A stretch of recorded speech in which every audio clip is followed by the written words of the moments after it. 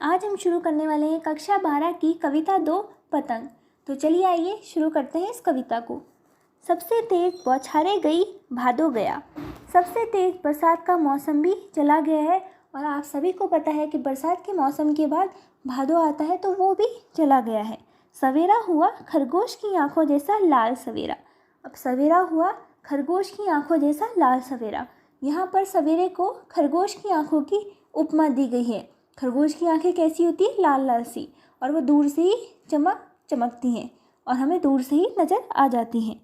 तो कवि कहना चाहते हैं कि जब सवेरा होता है तो वो भी लाल लाल होता है ना, हल्का लाल कलर का होता है ना जब सूर्योदय हो रहा होता है। तो ऐसे ही खरगोश की आंखों जैसा लाल सवेरा हुआ। शरद आया पुलों को पार करते हुए। शरद ऋतु आ गई है, अब सर्दी की ऋतु, शीत ऋतु आ गई है पुलों को पार करते हुए, अर्थात सारे ऋतु को पार करते हुए अब शरद ऋतु आ गई है। अपनी नई चमकीली साइकिल तेज चलाते हुए, वह अपनी नई चमकीली साइकिल तेज चलाते हुए आ गई है, घंटी बजाते हुए ज़ोर ज़ोर से, और वह ज़ोर ज़ोर से साइकिल की घंटी बजाते हुए आ गई है। चमकीले इशारों से बुलाते हुए पतंग उड़ाने वाले बच्चों के झुंड को, और वह चमकीले इशारों से पतंग उड़ाने वाले बच्चों के झुंड को बुला रही है। आकाश को इतना मुलायम बनाते हुए कि पतंग ऊपर उड़ सके, और आकाश को इतना मुलायम बना दिया है कि ताकि पतंग ऊपर आकाश में उड़ सके। आप सभी को पता है कि गर्मियों के मौसम में सूर्य का तापमान इतना बड़ा हुआ होता है कि हम आसमान में नहीं देख सकते हैं, हमारी आंखें चकाचौंध हो जाती है, और शीत ऋतु में हम आराम से आसमान में देख सकते हैं। तो आकाश को इतना मुलायम बनाते हुए कि पतंग ऊपर उड़ सके। दुनिया की सबसे हल्की और रंगीन चीज़ उड़ सके। दुनिया की सबसे हल्की और रंगीन चीज़ यानी कि पतंग आसमान में उड़ सके। दुनिया का सबसे पतला कागज़ उड़ सके। बांस की सबसे पतली कमानी उड़ सके। आपको पता है पतंग बनाने में दुनिया का सबसे पतला कागज़ और दुनिया की सबसे पतली बांस की कमानी का उपयोग करते हैं ताकि वो आसमान में उड़ सके। अगर भारी होती तो वो आसमान में उड़ नहीं पाती। कि शुरू हो सके सीटियों, किलकारियों और तितलियों की इतनी नाजुक दुनिया। अब जब बच्चे पतंग उड़ाते हैं तो सीटियाँ बजाते हैं, चिल्लाते हैं, और तितलियों की नाजुक दुनिया शुरू हो जाती है। तितलियाँ भी उड़ती हैं आकाश में, और बच्चे भी इतने नाजुक होते हैं तितलियों की तरह, वो भी छत में इधर से उधर भागते रहते हैं। जन्म से ही वे अपने साथ लाते हैं कपास, अर्थात कपास बहुत ज़्यादा कोमल होता है और बच्चे भी कोमल होते हैं, उनका हृदय भी कोमल होता है, इसलिए यहाँ पर बच्चों के विषय में बात की गई है।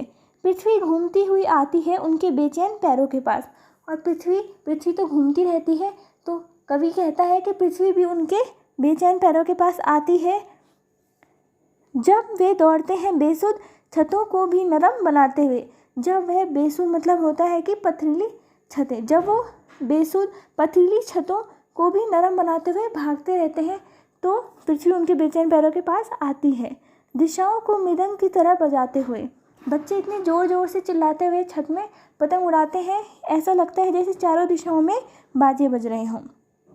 जब वे पेंग भरते हुए चले आते हैं डाल की तरह लचीले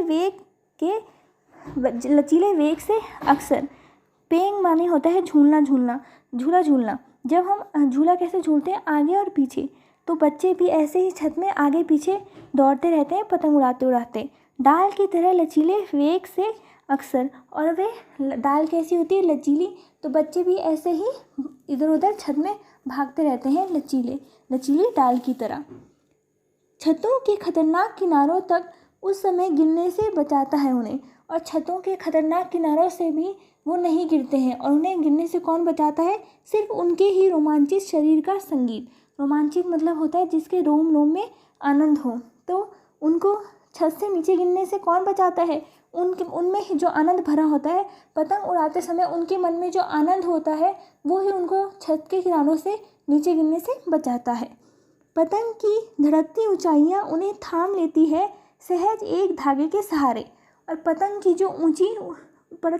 जो धड़कती ऊंचाइयां हैं, पतंग तो आसमान में उड़ रही है, और जो उसका धागा जो कि बच्चों के हाथों में है वो उनको बचा लेता है, जिससे कि वो खतरनाक छत के किनारों से नहीं गिरते हैं। पतंगों के साथ साथ वे भी उड़ रहे हैं अपने रंध्रों के सहारे। रंध्रों मतलब होता है छिद्र। पतंगों के साथ साथ मानो जैसे कि वो भी उड़ रहे हैं, उनका मन भी पतंग के साथ उड़ता रहता है। अगर वे कभी गिरते हैं छतों के खतरनाक किनारों से, और अगर वो कभी छतों के खतरनाक किनारों से गिर भी जाते हैं और बच जाते हैं, तब तो और भी निडर होकर सुनहरे सूरज के सामने आते हैं। तब अगर वो एक बार गिर जाते हैं तब तो वो और भी निडर हो जाते हैं, क्योंकि तब उनको पता होता है कि अब हम गिर चुके हैं तो हमें इतनी ही चोट लगनी है। तो वे और निडर होकर सूरज के सामने आते हैं कि हम और अच्छे से पतंग उड़ाएंगे, अब हमें गिरने का डर भी नहीं है। पृथ्वी और भी तेज घूमती हुई आती है उनके बेचैन पैरों के पास। अब पृथ्वी भी और बेचैन होकर आती है उनके पैरों को छूने के, नतमस्तक होने के लिए। इस कविता में हमें यह शिक्षा मिलती है कि हमें अपने जीवन में आई हुई कठिनाइयों से नहीं डरना चाहिए, उनका डटकर सामना करना चाहिए। कठिनाइयाँ सबके जीवन में होती है, पर हमें उनसे डर के नहीं भागना चाहिए, हमें उनका सामना करना चाहिए और सफलता प्राप्त करनी चाहिए।